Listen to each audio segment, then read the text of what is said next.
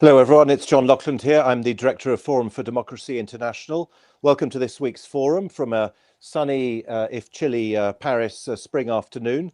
My co-host Peter Lavelle in Moscow and I are delighted and honoured to welcome this week as our guests Alastair Crooke, a former British diplomat and expert in particular on the Middle East, who has had an increasingly impressive internet presence on various podcasts in recent months, and I would say in the recent year at least.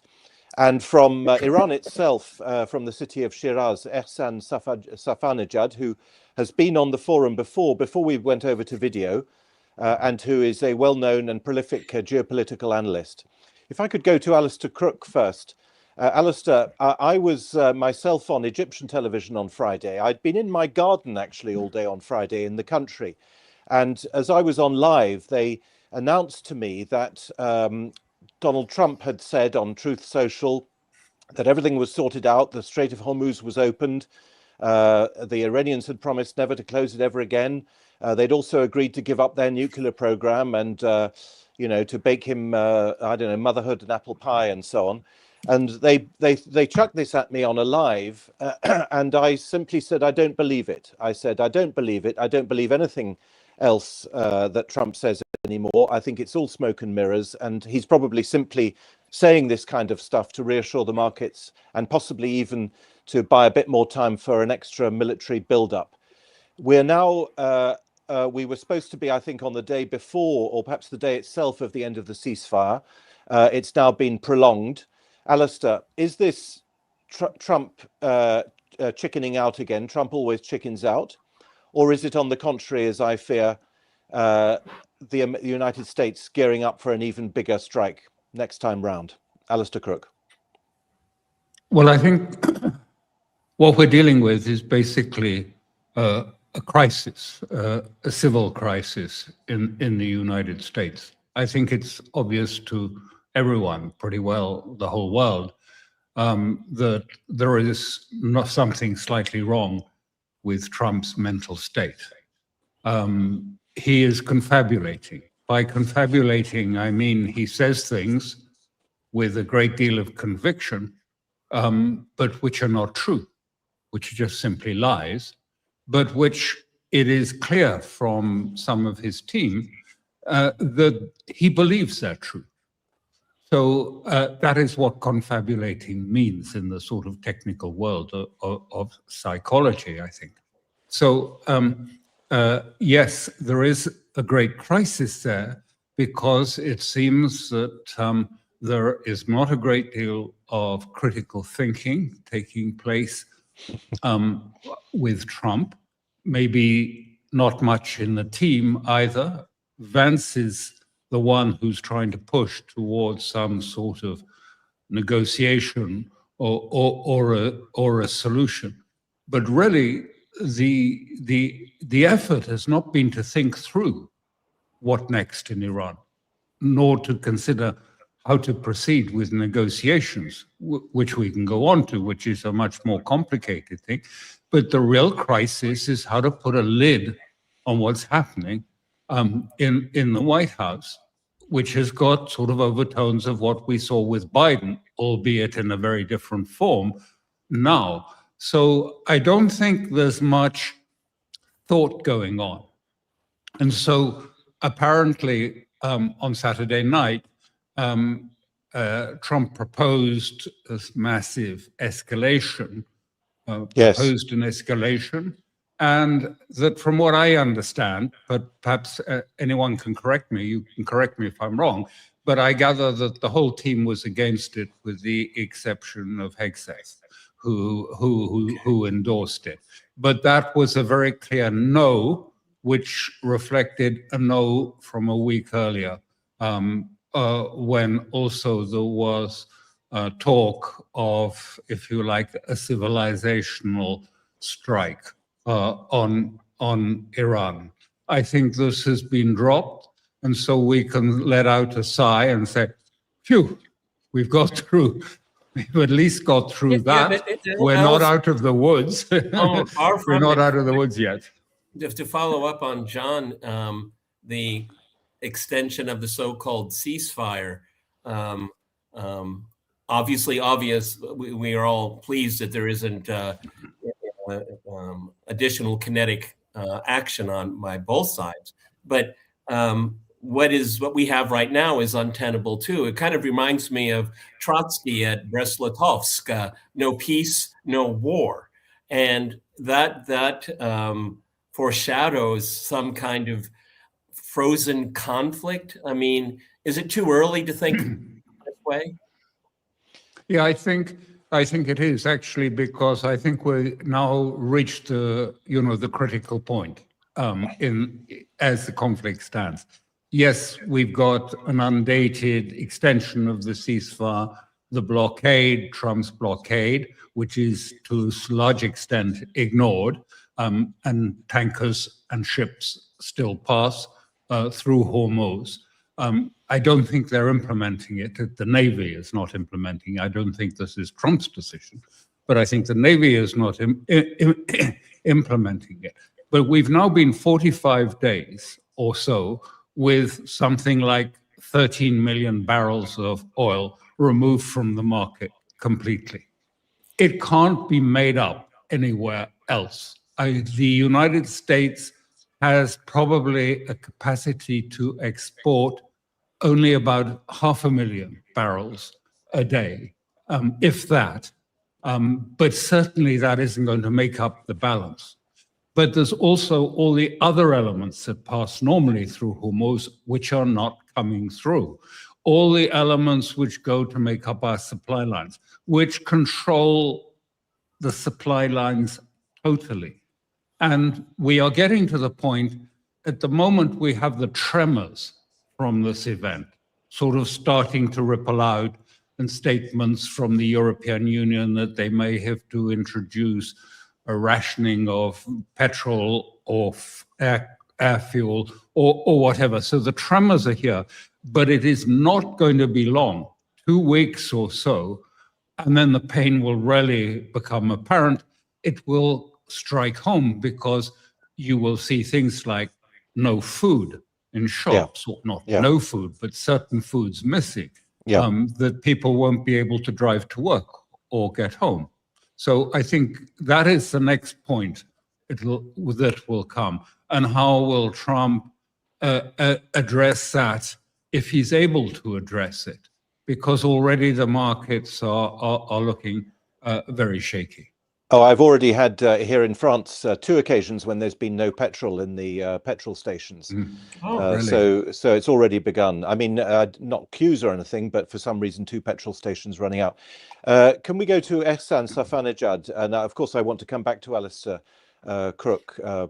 Ehsan, if Alastair Crooke is right that there is no method in the Trump madness, but that it's just madness, or at least very severe crisis within the American administration, how do we understand the Iranian side's decision to negotiate? After all, Iran had been tricked twice and is possibly being tricked. Well, I'm sure they're not falling for it, but the attempt is perhaps to trick them a 3rd time.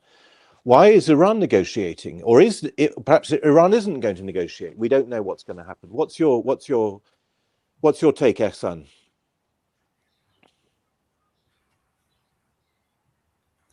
Look, I've been going around on different shows for quite a while now and defending a policy which I myself actually don't support. I don't support the ceasefire, and I do not support the renewal of the ceasefire. I think that this is a bad idea.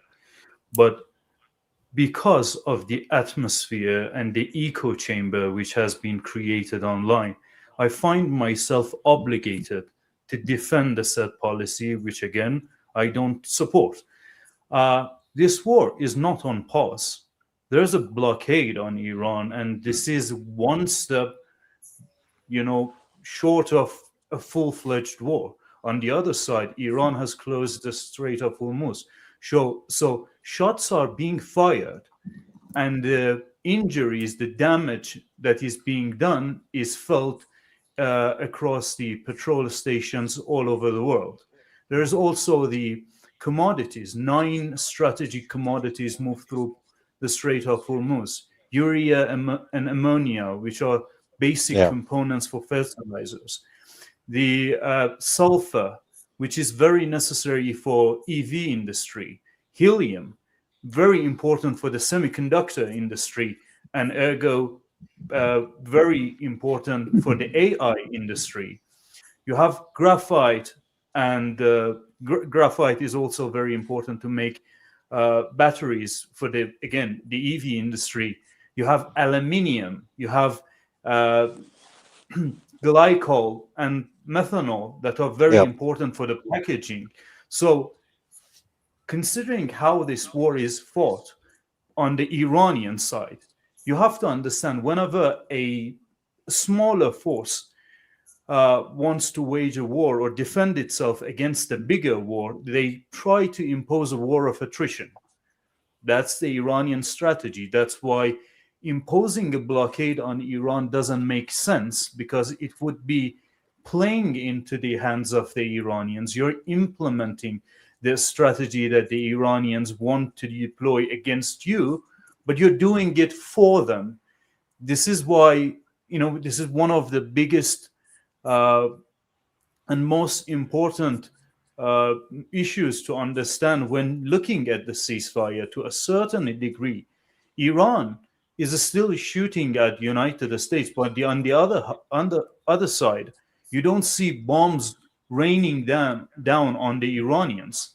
So question becomes, to what extent Iran is being tricked the way that is being constantly talked about in the media. Sure, no one is really optimistic when it comes to this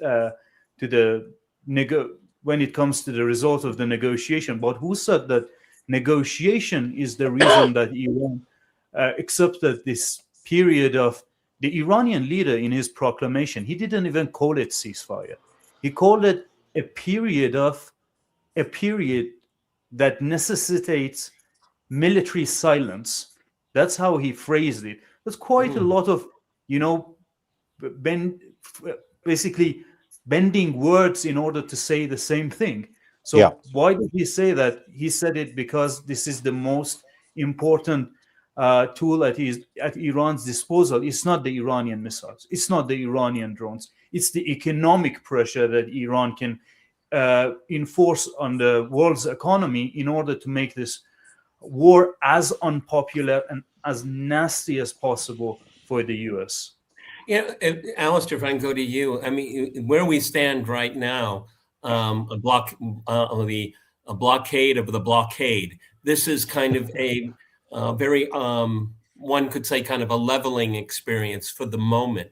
But both sides would have an interest in looking at the calculation that's thus far, the military angle of it has not been determinative for either side. That's how each side would interpret it.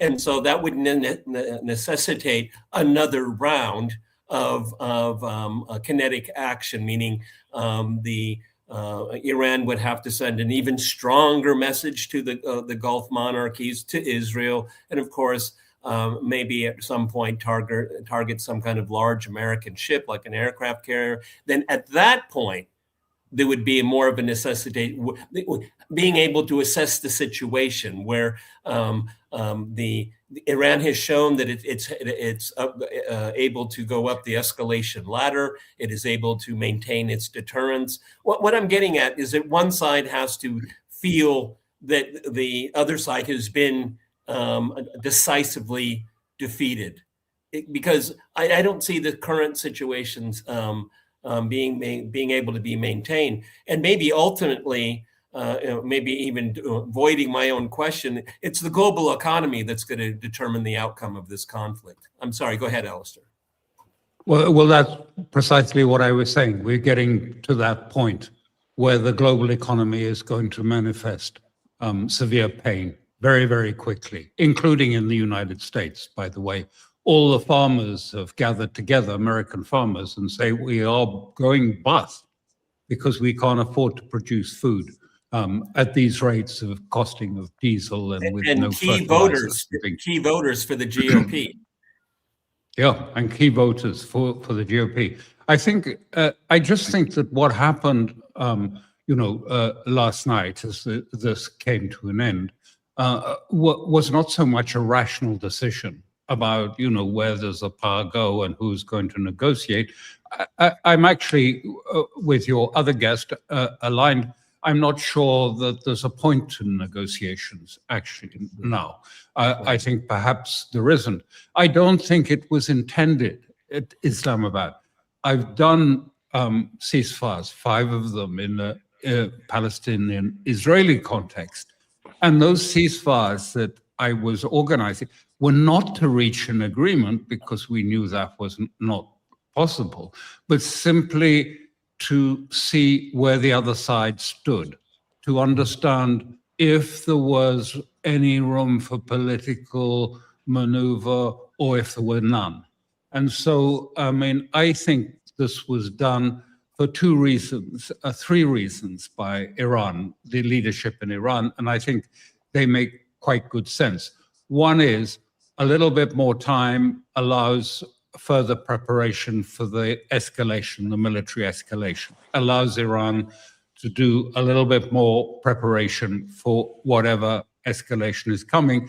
And we can all see that there is escalation afoot, in the sense that there is an air corridor established, bringing in troops into the region. We see all sorts of signs. There's heavy overflights taking place of drones of Iran. All these things. The Russian security establishment has already said, "Watch out! This could be, just a trick and an opportunity to attack Iran." And I think another reason that Iran said they were not going to negotiate is they had a absolutely valid concern about the safety of the negotiators. Yeah. When the Washington Post starts saying, this is what we ought to do, is to kill the negotiating team. You need to take it, seriously as one alternative. And I think the other thing, which again is valid, your colleague on the show may not agree with me, but I think that the leadership, Ghalibaf and the leader, have got an eye on China. China has helped Iran. China is an important element. Russia is too, but not quite in the same way, the opening to China. And China has a real interest in the ability to take tankers in and out of the Hormuz under Iranian protocols. Yes, and they need to do that, and they're going to insist. And in a sense, I thought this was an own goal by Trump, shooting himself in the foot, because this turned it into a global tanker war. China has got Venezuela, there's Cuba, and now Hormuz, maybe the Red Sea, but even Malacca Strait, maybe. We can see from the earlier national security statement that the Americans were thinking about coercing China through putting the squeeze on their energy resources, to get China to consume more and to export less, to give, theoretically, more room for American exports to go on the global market. I'm not so sure about whether that will happen, but that was, I think, the thinking behind it. So, and we've seen it, seizing of vessels, attacks on vessels, whether it is Russian vessels or Iranian vessels or any vessel, because any vessel these days seems to be described as sanctioned. So, I think this is something really worrying Russia and China, rightly. And so it's now elevated this war into something much bigger, and the consequences are much bigger. It's not only about that, it's also about payment methodology. The payment in yuan is sort of a slow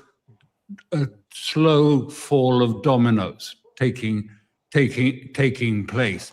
But it's also, and I think Iran, this is less mentioned, but I would say that Iran is insisting to change the geopolitics of the whole of the region.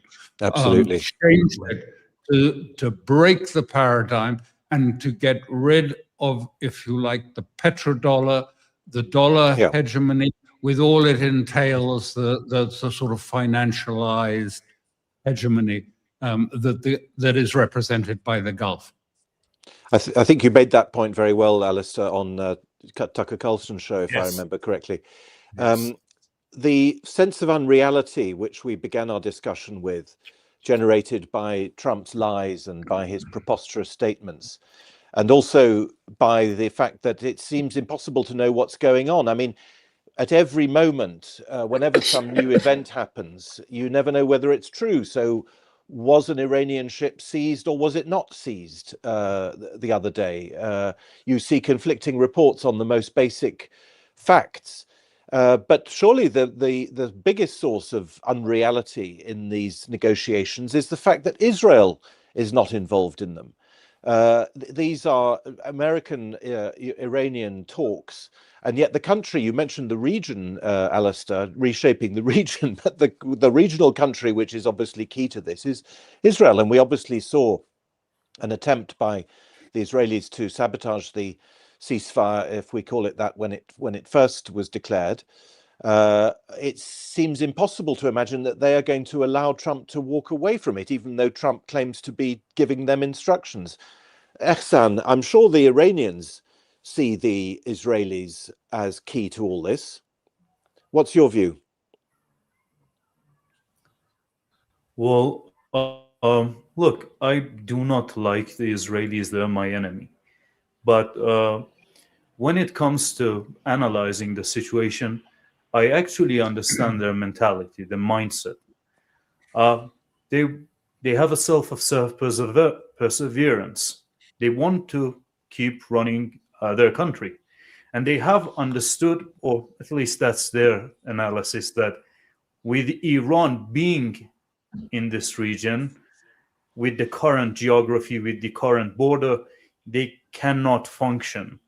So that's why they have, done everything that they have done during the past 2 years in order to make sure that United States would get involved in the war. They tried to assassinate Mr. Shamkhani, lead negotiator in Iran, during the so-called 12-day war. We call it the second imposed war in Iran. They tried to assassinate Shamkhani. Shamkhani somehow survived the attack. And he said that I'm still alive. But they made sure that they would assassinate him alongside the Iranian leader in the first strike that they carried out during the third imposed war, the war of Ramadan, the current war. And this really shows you their mentality. They don't want negotiators to live. Then you had Ali Larijani, which many people saw as the person who might be able to talk to the American side. They made sure to assassinate him. And now you have Mr. Ghalibaf, who is being threatened day and night by the Israelis. You have to understand that it's easy to say that they're lunatics and they don't understand what they're doing. To an extent, yes, it is the case. When they assassinated Larijani, they made the same mistake that they did when they assassinated Sayyid Abbas Musavi, the first leader of Hezbollah. There's a book by Ronan Bergman. It's called Rise and Kill First, or something to that line, in which he discusses that everyone who was involved in assassinating Sayyid Abbas Musavi regretted that choice, because in the aftermath of that, Sayyid Hassan Nasrallah was elected. And the way that they saw it was that Sayyid Hassan Nasrallah let loose Ahmad Mughni on the Israelis, and not just on the Israelis, but also on the Americans. So it's very important to understand. I'm sorry, I know that I'm derailing myself. I will come back to the point. So yes, they make these mistakes, and in the case of Iran, Larijani was replaced by Mohammad Bagher Zolghar, as the Secretary General of Supreme National Security Council. So yes, I do not want to negate the fact that they make mistakes as well. But the strategy overall makes sense because with this current Iranian government and with the current understanding inside the Iranians, they have no way but to go all the way with the decision that they made. If you remember, there was a very famous video by Benjamin Netanyahu. He's giving a speech to the Congress, and he talks about the difference between Iran and Iraq. And in that video, in that meeting, he advocates to not attack Iran. He says that the key difference between these two countries is that there are many satellite dishes over the roofs of the Iranians, and you don't need to attack Iran. All you need to do is just broadcast the lifestyle of people in Los Angeles in order to brainwash the population. Well, now that is a very important thing, a strategy. I actually think that was the most successful strategy that they could adopt against Iran, but they failed. They failed by prematurely thinking that they have attained their goal and now they can move on to the next stage. It wasn't the case. And now the 250 Persian-speaking news channels that constantly, day and night, try to propagate misinformation, disinformation against Iran are now basically neutralized by their own stupidity. So now it's not really that much of an option, right? They have to go all the way with the strategy that they have chosen, which is direct military conflict with Iran. And that's why they cannot be a part of negotiation, because it is not to their interest. I'm saying this as an Iranian. If I was an advisor to Mr. Netanyahu, I would say that, you know what, you messed up somewhere along the line, but now we have to just go with this strategy that you and make sure the Americans clean up the mess. To both of you, and I'll first go to Alastair. I mean, surely the regional security dynamics has been shattered, and the one possible way out. And again, we were kind of joking before we started the recording. With our guest in Iran, you could replace Russia with Iran in so many of these conversations. I mean, the Russians, Alastair, you well know, want a new security arrangement for Europe and for a new architecture. You and I talked about this personally a number of times in Moscow. And I see this mirrored, obviously, when it comes to Iran, is that Iran, the current security arrangement in the Gulf was made without Iran and against Iran. Just like NATO was designed without Russia and against Russia. Surely the paradigm that we had on February 27th has been shattered, and the only way forward for the region is the complete reassessment of that and a recognition and the legitimacy of Iran as part of the security arrangement of the region. Yes, this is a very important point. I just first very quickly say that, of course, I understand the point about assassinated mediators. It happened to me personally. I was doing a ceasefire in the Palestinian context, and I was rung up at 4 a.m, asked, "Have you heard the news? The Israelis had dropped a 1-ton bomb on Salah Shahada, killing him and 13 of his family." And that was the end of that. So this is a standard practice of the Israelis, and I'm glad to see Iran is starting to make provisions to avoid it, and going grey and going mosaic, both of which were very important. Yes, I mean, this is the whole point. I agree. This isn't about wanting a deal, a better JCPOA. I read the JCPOA yesterday. Again, I've been dealing with it for 20 years, but I read it again, and I thought, why would Iran ever go back to this? For goodness sake. I mean, it's like being invited, you're out on parole and you've got to go back into prison again. I mean, and these are the consequences. I mean, they're trying to break out of the cage. And Hormuz really is the means to break it out.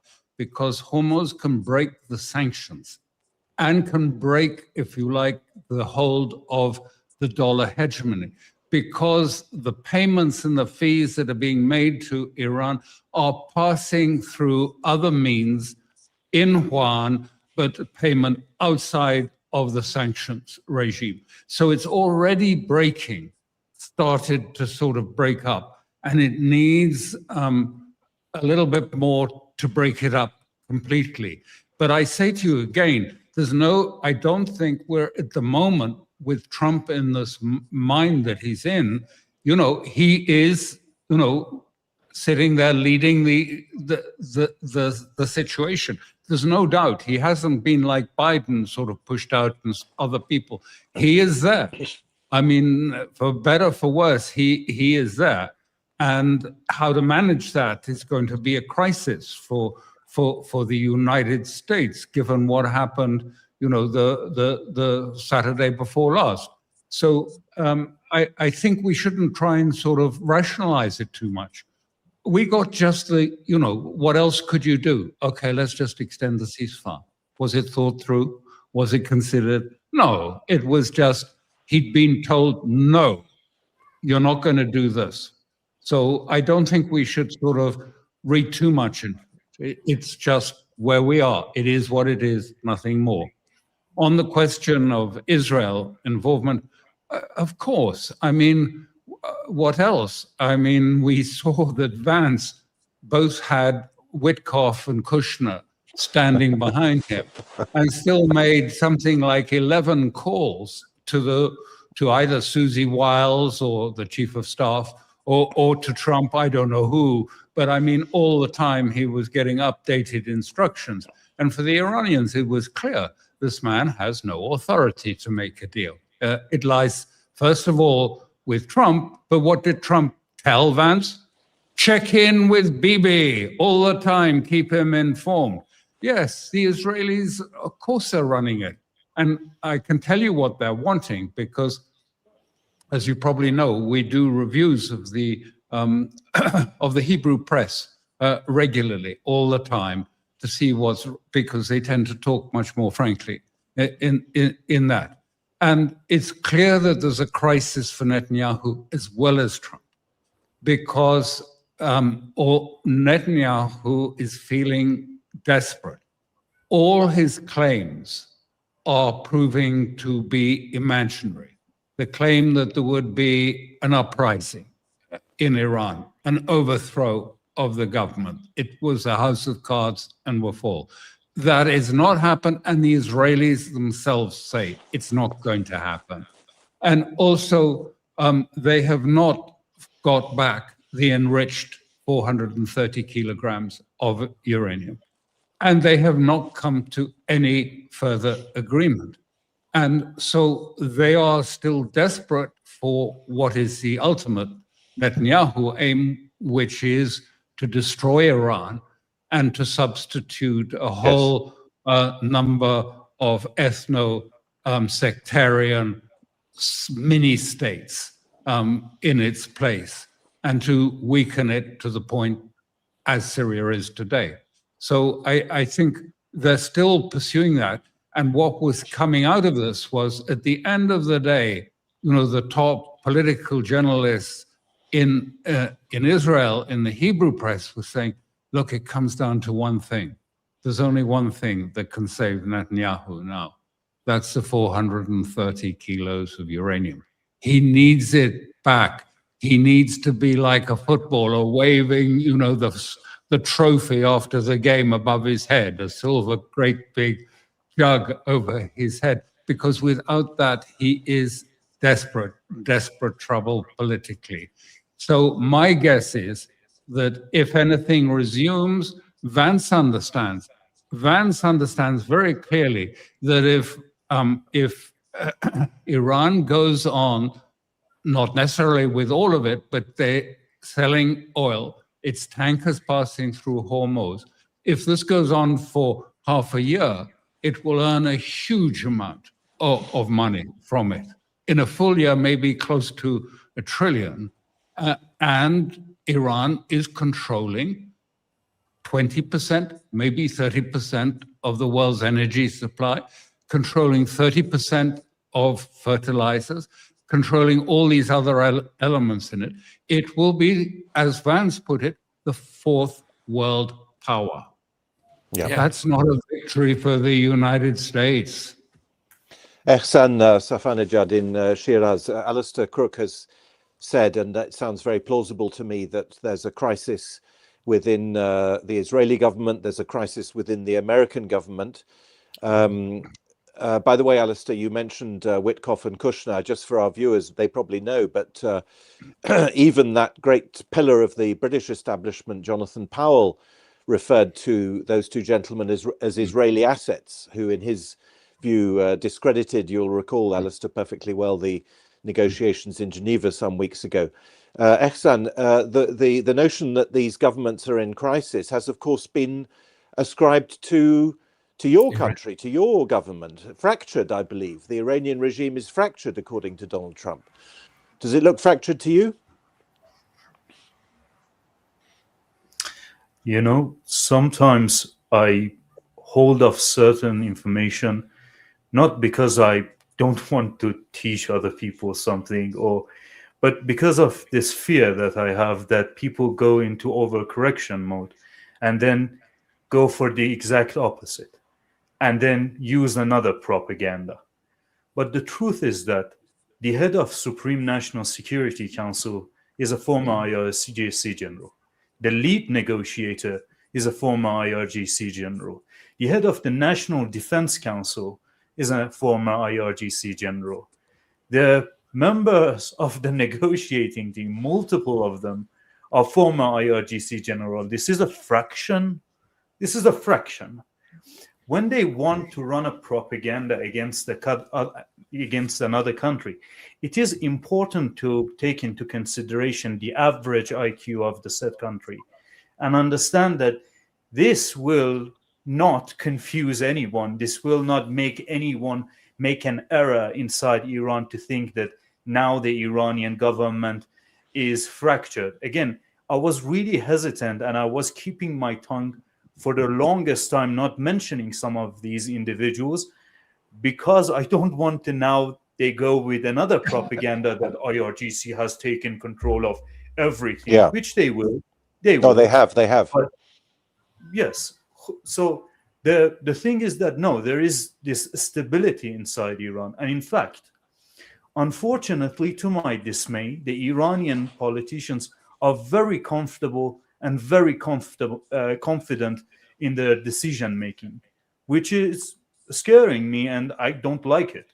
Look, if you listen to a person like me, and I'm not saying that like to me necessarily, to a person like me, similar, holding similar views as me, you will understand that there is a lot of tools that we have in our disposal to put pressure on United States. And just to be clear, there is this mentality in some people's mind, and they're completely delusional as to how wars are fought.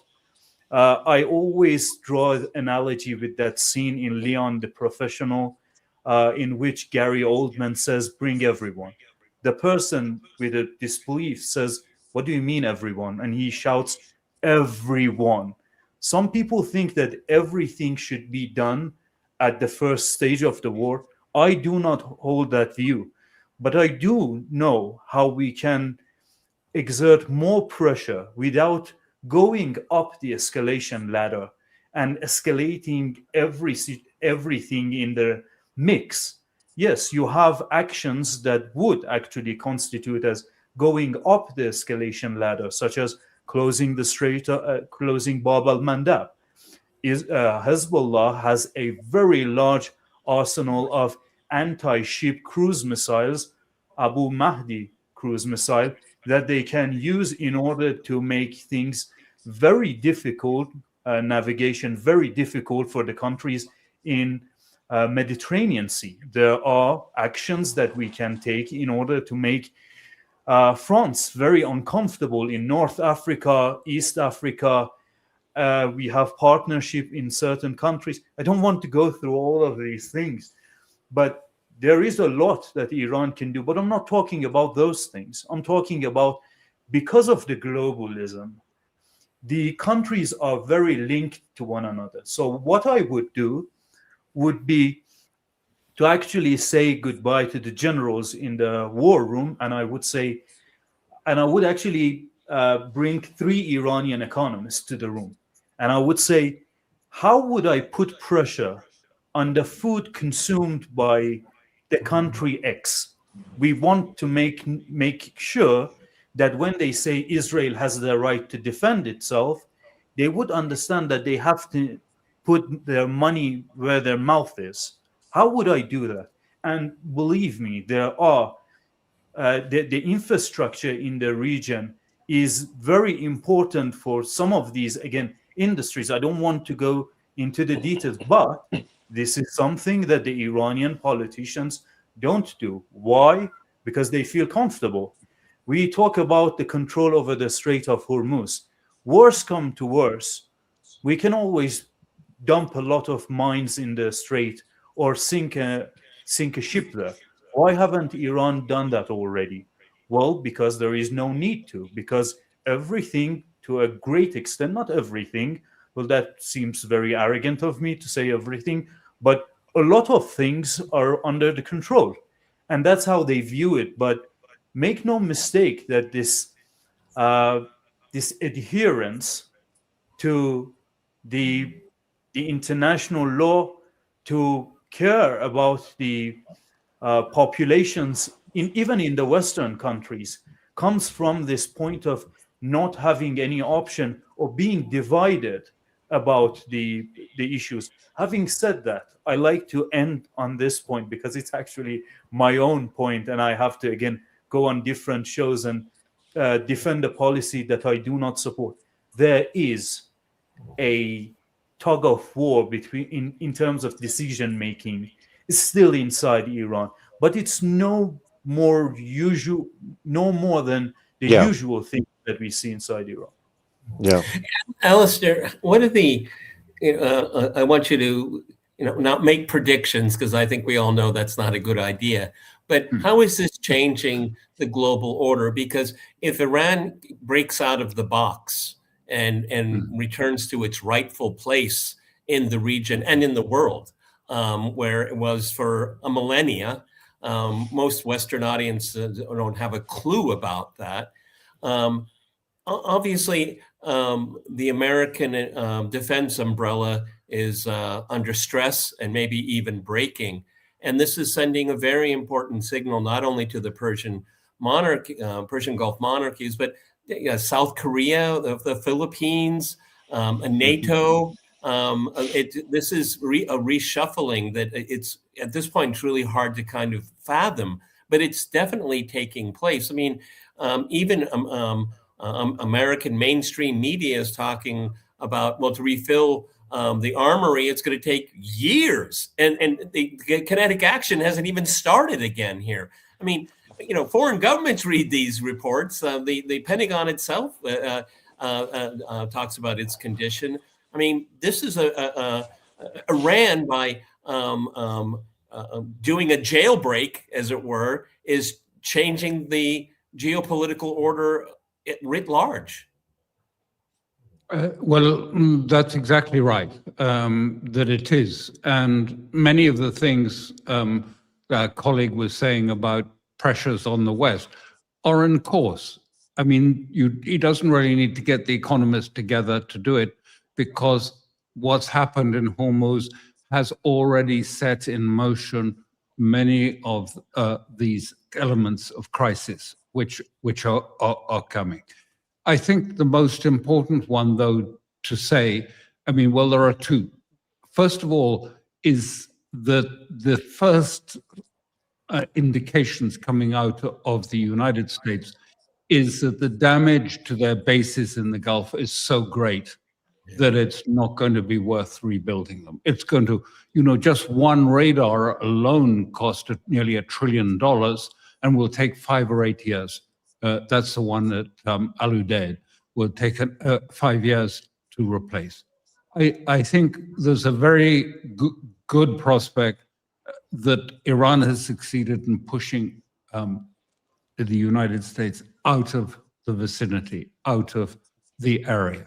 That is going to send a very strong message, not least to Russia, by the way, I think, and also to China. And we've seen what's happened with China already.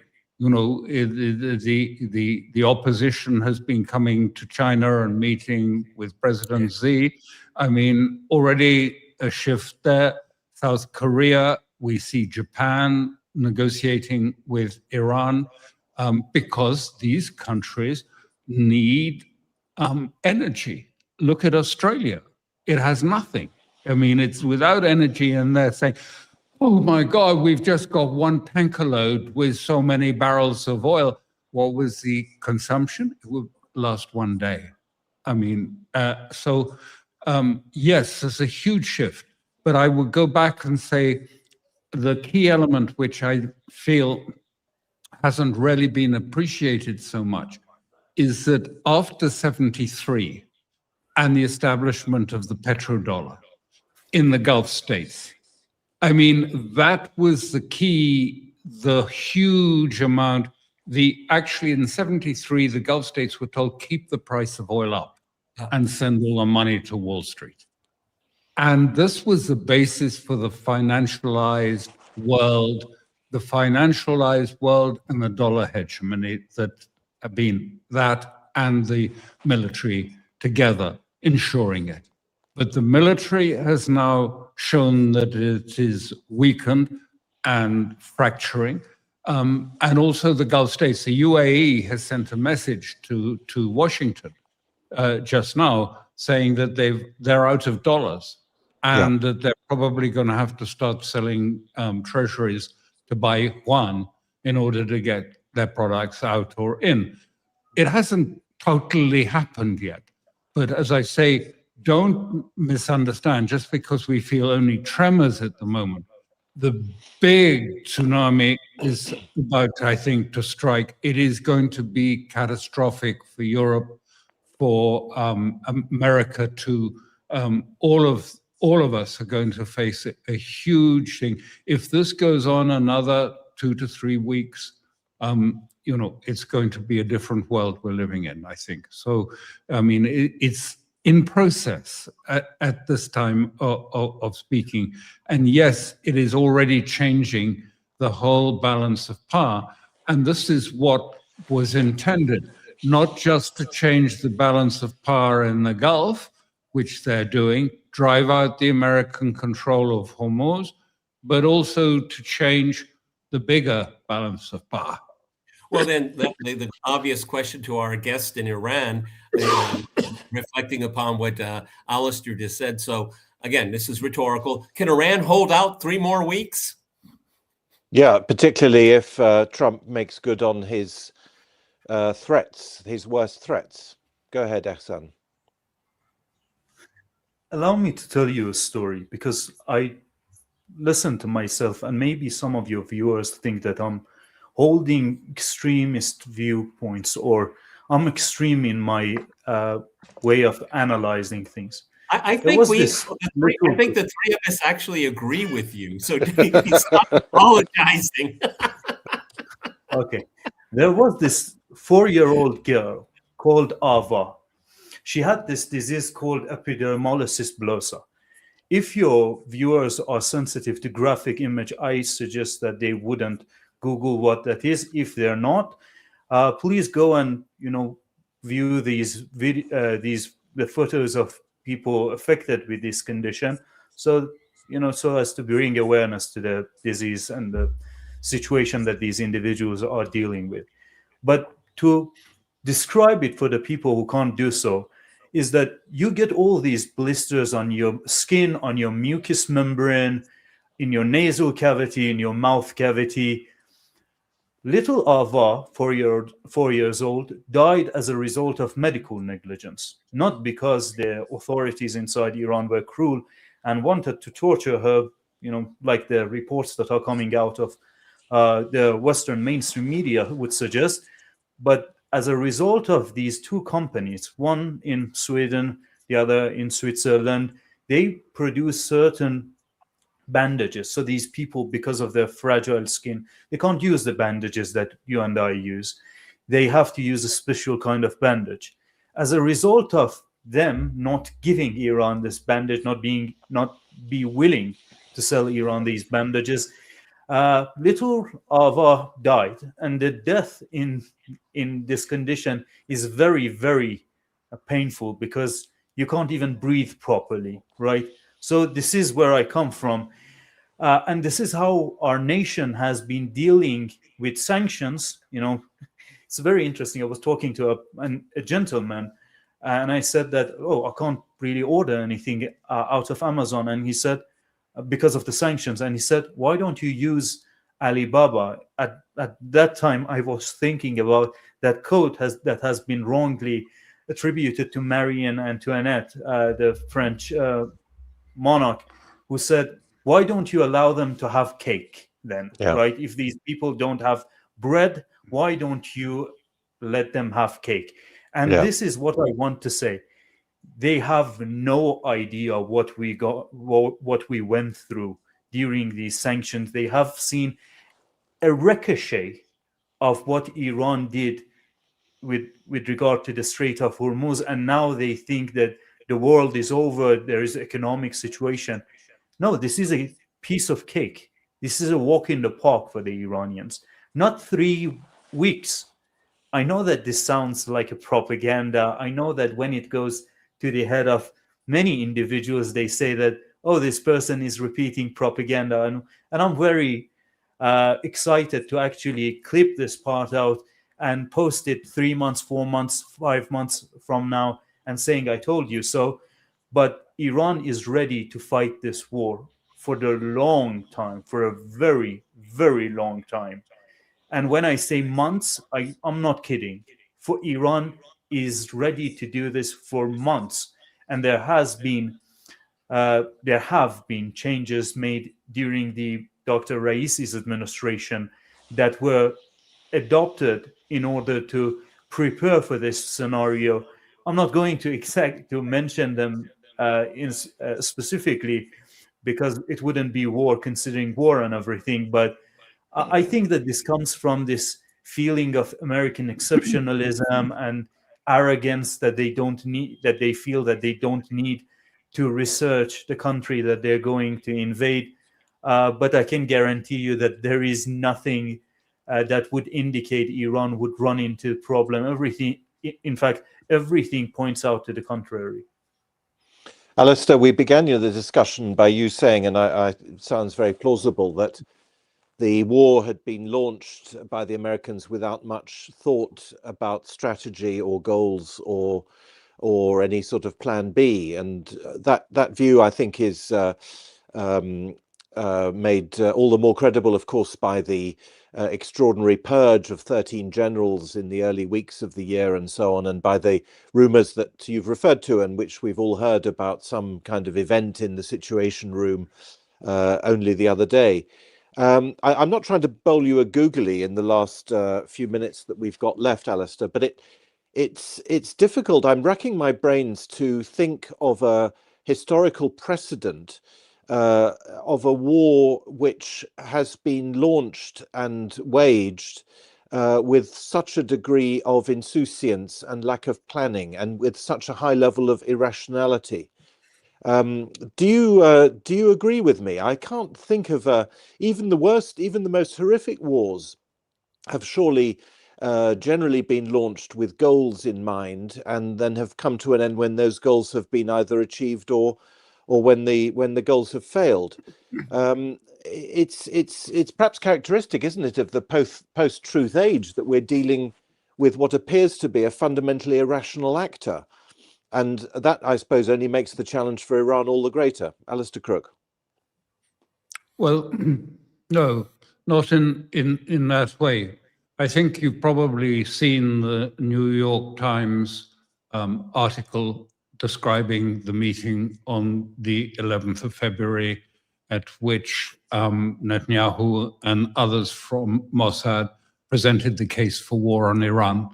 and most of the team said no, but some less convincingly than others. But that was not the beginning of it, because according to the Hebrew press, what we read in some detail in that summit meeting that took place at Mar-a-Lago on the 29th of December between Trump and Netanyahu.